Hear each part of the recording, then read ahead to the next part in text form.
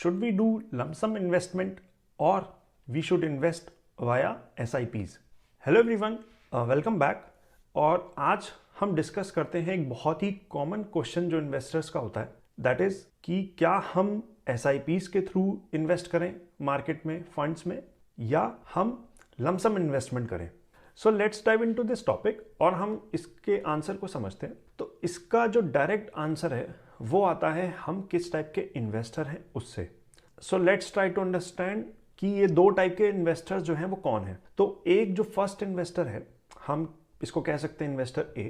तो person A के पास लिमिटेड नॉलेज है, लिमिटेड फंड्स हैं, और इवन इफ नॉलेज है but they don't want to track market daily, तो हम उसको मान सकते हैं इसी ए कैटेगरी में। सो पर्सन ए के लिए जो बेटर प्रोडक्ट है, या हम कह सकते हैं मैकेनिज्म है मार्केट में इन्वेस्ट करने का, वो होगा SIP।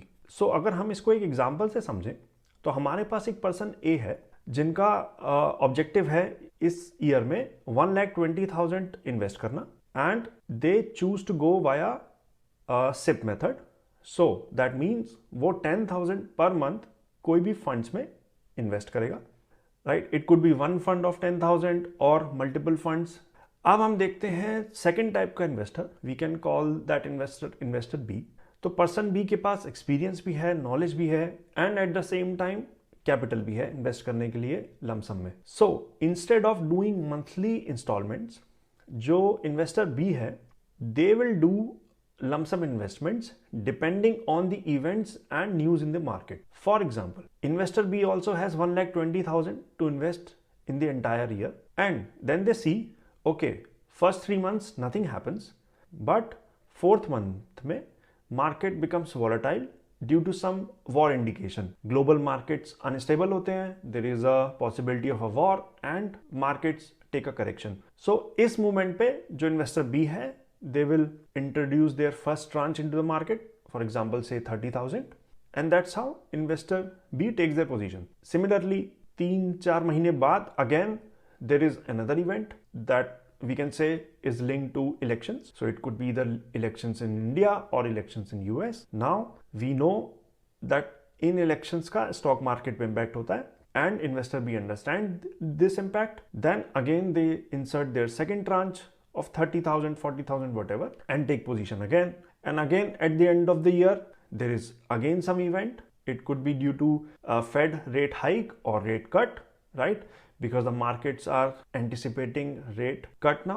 But if there is no rate cut, then the market again takes a correction, and the person again put the remaining amount for the year into their last tranche. So, investor B को macroeconomics समझ में आती है, macro events जो impact कर रहे हैं वो समझ में आ रहा है, प्लस वो रेगुलरली और फ्रीक्वेंटली मार्केट को ट्रैक करता रहता है। इस वजह से इन्वेस्टर बी के लिए जो है वो लंप सम का जो मैकेनिज्म है वो बेटर सूटेड है, बट जो इन्वेस्टर ए है उसके लिए SIP बेटर सूटेड है, बिकॉज उनके पास लिमिटेड कैपिटल है, लिमिटेड नॉलेज है, एंड उनका जो इंटरेस्ट है मार्केट में वो लिमिटेड है। They don't want to track the markets daily, as simple as that.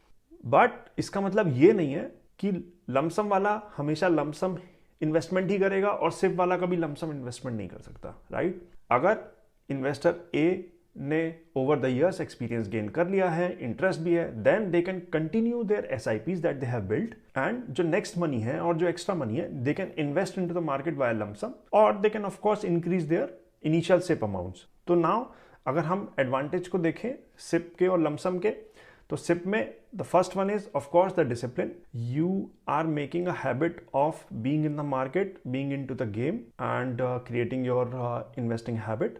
So discipline is the first advantage that you get with SIPs. Second, you have the ease of investing, right?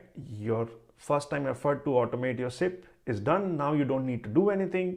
Everything is automated.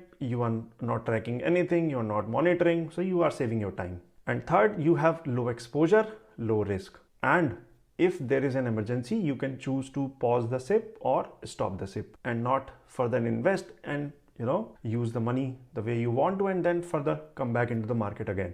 Lump sum investor को सबसे बड़ा disadvantage है उसका higher exposure, but यही disadvantage उसका advantage बनता है because the high exposure means high risk means high reward. So that's why जब इन्वेस्टर बी का हम ROI कैलकुलेट करेंगे और इन्वेस्टर ए का करेंगे तो देर इज हाई प्रोबेबिलिटी कि इन्वेस्टर बी का जो ROI है वो ज़्यादा आएगा। सो यही जो एक्स्ट्रा ROI इन्वेस्टर बी का आया है वो उसके एडिशनल जो वो टाइम इन्वेस्ट कर रहा है ये उसका आउटपुट है। उसने जो एक्स्ट्रा रिस्क लिया अपना कैपिटल एक साथ डाल के वो उसका रिवॉर्ड है।